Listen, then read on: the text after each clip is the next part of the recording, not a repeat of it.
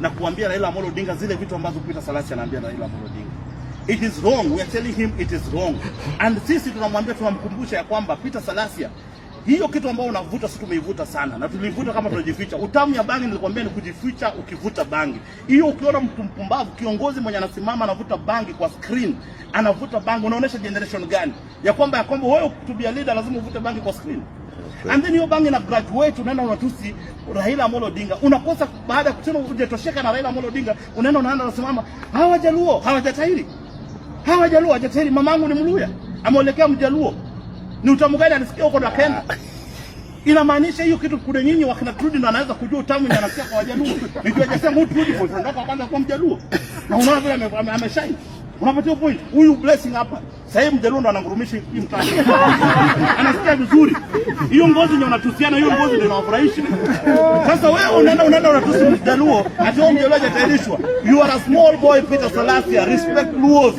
Luos wamekushinda na akili, wamekushinda. Kuna Mjaluo mwenye akili timamu anaweza kuvuta bangi kwa screen. Hakuna Mjaluo alikuwa akili. Ati sasa hajaoa bado bibi. Hajaoa bibi kwa sababu gani? Anafikiria vitu za kijinga, vitu za kupumbavu. Peter Salasya ni kipi kwa Wajaluo? Yeye hawezi tunampea kijana mmoja tu Mjaluo hapa mwenye anatembea na iPhone ameshamtoa kwa kingine. Peter Salasya anaweza kuongea mbele ya Wajaluo. You think anaweza kuongea mbele ya Wajaluo? Sasa hivi Waluya na Wajaluo na wana. Yeye anasema Wajaluo. Mwambie Peter Salasya aweke heshima. Utamu ya Wajaluo ndio unasikianga ni nyinyi wakina Trudi. Aache kama ni gea tuambie kama aliguzwa na Mjaluo babaya akaruka kwa sababu ngozi ilikuwa mingi atuambie. Bunge, ladies and gentlemen, welcome back to BAV. This is Bunge Audio Visual. This is the place where we break down societal issues, politics, and the drama that unfolds in the public eye. So today we are talking about the ongoing clash between a Kenyan content creator, that is Cassypool, aka Sheikh. You all know Sheikh, and he's actually criticizing the kind of statements that Mumias East Member of Parliament, that is Peter Salasya, aka PK Salasya, the kind of statements that Peter Salasya is making and the way he's conducting himself as a leader. So now what I can say is that this one is a heated, and we are diving deep into it because Cassypool has come out guns blazing, warning Salasya about his conduct as a leader. And he made several bold statements, and we are here to dissect each and every detail, depending with the kind of remarks that Cassypool has made. And one by one, we are just going to begin with the setting of the scene because before we dive in, let us just stage for those who might not be familiar with the backstory and the reason as to why Cassypool is talking about Peter Salasya and the way, or rather the tone, that Cassypool is using to address the issues that he has in mind. So let us talk about the setting of the scene, whereby Honorable Peter Salasya is a first-time member of Parliament, as you all know, who has captured public attention for his passionate and often controversial approaches to politics in this particular country. And he rose from humble beginnings to clinch a parliamentary seat, and many see him as a representative of the common mwananchi. So nyi wote wa mnaona vile PK Salasya ana behave, he likes conducting himself in a very, very humble way. And the reason as to why I think he's that kind of charisma that makes people gravitate towards him is because of the way he usually conducts himself. But lately, his name has been making headlines for all the reasons. And by saying this, Cassypool, you know, Cassypool is a comedian, pia ametoka chini. At some point, he wanted to commit suicide because life ilikuwa imemlemea. But now, what I can say is doing well, and that's a very, very good thing to see, especially to a man who had lost hope in life. But let's get back to the story, because Cassypool, a well-known content creator, has been vocal about Salasya's behavior and his criticism. So, his criticism to Baba, because Salasya's public attacks on ODM leader, that is Raila Odinga, who is a political figure respected by many. Cassypool is actually urging Salasya to show respect when addressing Raila, pointing out that leadership demands a level of decorum and dignity. And honestly, this is politics 101, respecting seasoned leaders even when you disagree with them. Yeah, tumekuwa tukiona quite a number of leaders, not just Cassypool, leaders, not just Salasya. We've got guys like Babu Owino who have been attacking various regimes that have been coming and going. like the Uhuru regime, there are some people that Babu Owino used to call out strongly, akiwaambia they are not supposed to be doing this. Even at some point, he went he passed the boundaries and said that Uhuru Kenyatta ni mtoto wa mbwa. You see, so such kind of statements are the one that I've made guys like Cassypool who are supporting who are Baba's diehards to address whatever they have in mind with that kind of tone towards a guy like Peter Salasya.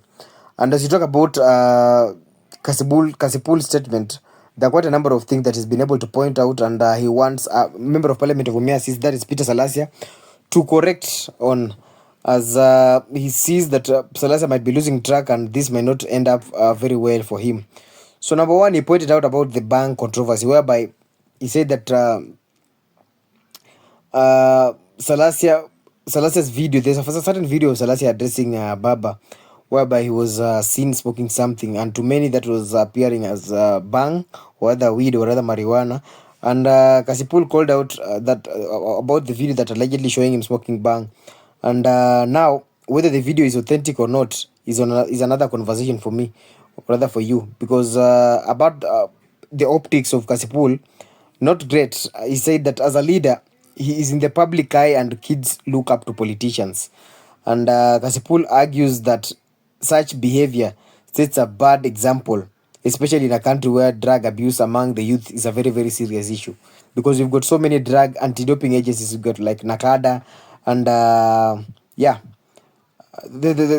National Anti-Doping Agency, that is Nakada in Kenya. And we've got World Athletics Doping Association, that is WADA. So we've got so many agencies that have been set to ensure that they curb drug abuse, drug and substance abuse amongst the youths. So for me, I can say that. And so this brings us to an important point. Should public figures, especially elected officials, be held to higher moral standards?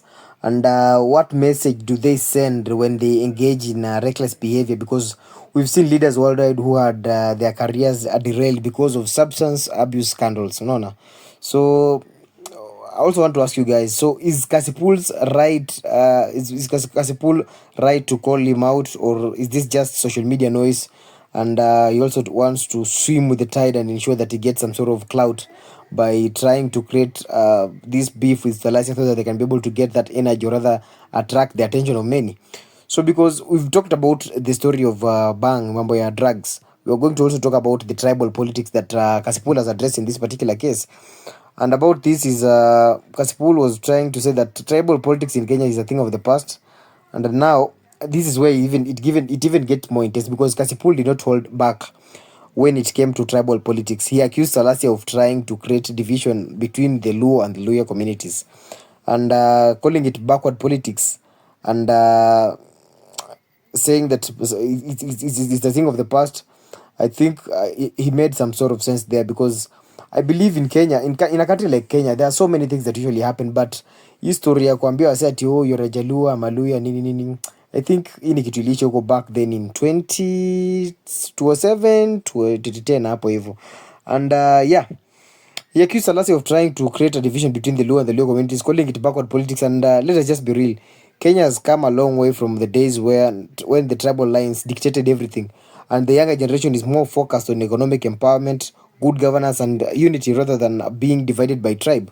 And Salasya's remarks about the Luo communities' cultural practices have not sat well with many, and Cassypool has made it clear that this is not the kind of leadership that Kenyans want to see. Because in today's world, such statements can be seen as not only offensive, but also a distraction from real issues like unemployment, healthcare, and education, because those are the main factors, or rather the main reason as to why we've got youths getting involved in criminal activities at the moment in this particular country. We've got issues of unemployment, we've got the issue of a healthcare system that is not working, we've got little access to education, you get. So those are the main problems that the country is facing at the moment. But story ya mtu kunyoa ngozi ya mjol, I don't think that makes sense to me, because at the end of the day, we need to look at the real issues affecting the nation, not tribal issues. The thing matters to do with people's culture. If somebody doesn't circumcise, then well and good, it's upon them. If they want to circumcise, then it's up to them. As long as it's not going to affect the way you and him relate, I don't see if there's a big thing about it. So to me, I will also say that history ya circumcision kidogo, I hope, unless it ilikuwa banter, then I can understand, but story ya kuisema ndo ikwe njia ya kumsaidia, to me doesn't make sense at all. And then there's a part that has people talking about Cassypools saying Salasya that if he's gay, he should just come out instead of fixating on other men's private parts, because now that's a bold statement in a society where LGBTQ topics are still largely taboo. This remark is bound to start debate, but we also need to look at the underlying message Cassypool seems to be calling out for Salasya insults instead of addressing the real political issues, unaona, because it raises the questions: should leaders engage in personal attacks, or should they just be focused on policy and governance? Because kumekuanga na so many cases, we need to do this, we need to focus on this gender, whereby some agents are being sent by our colonial masters from abroad. They come and start interviewing with our presidents about matters concerning gender and development. So many issues are LGBTQ, mambo na sex. How do you think that this kind of do you think you're going to identify your country as only the citizens of your country as only men and women, or do you think adding an alternative to your your identification is going to help your country? We've seen such guys approaching nani, former President Uhuru Kenyatta, but Uhuru Kenyatta boldly spoke to them and said that matters concerning LGBTQ is not a real issue of our country that is making our country's economy crumble. Our country is facing unemployment. Our country is facing high crime rates. Our country is facing poor healthcare. Our country is facing lack of provision of public utilities, unequal distribution of resources. So those are the kind of real issues that the country is facing at the moment. But historically, LGBTQ and XYZ, I don't think such kind of issues need to be addressed with that kind of urgency. And as we look at the public reactions, let's talk about a nation that is divided, especially to a country like ours. But at the moment, I think history of division imeisha, because here is even where it gets more interesting. Salasya still has a massive public support, but because many Kenyans at the moment see him as a fighter for the people, someone who speaks his mind without fear, and in a political landscape where many leaders seem detached from the struggles of the ordinary citizen, and Salasya's passion resonates with his supporters. But on the flip side, critics also argue that the passion without decorum is just noise. And to me, this also makes sense. Having passion without decorum makes noise. But at some point, one thing I realized is that everybody knows the kind of tactics that work for them. To some people, I understand, do thrive in chaos, and some thrive in decorum. But if chaos is the place that Salasya thrives, I think that is the reason as to why he might continue being the way he is, without any form of fear or hesitation or favor, because he knows that is the way that that is the kind of tactic that works for him. So I don't know, where do we draw the line? Should Salasya tone it down and embrace a more polished approach, or is his raw and unfiltered style exactly the Kenyan politics is exactly what the Kenyan politics needs? So I don't know. This for me, I'll simply say that this is a story unfolding, and I'll keep on watching, because for now I want to judge. But yeah, I want to hear from you guys. Do you agree with Cassypool's statement that Salasya needs to change his ways, or do you think the member of parliament is just being himself and should continue as he is? Because at the end of the day, you need to do, or rather believe, on what you think is going to work for you. So let's get talking in the comment section, and don't forget to subscribe for more updates on Kenya's hottest topics. And for now, I'll say thank you for the 300 subscribers. Until next time, stay informed, stay engaged, and keep questioning everything.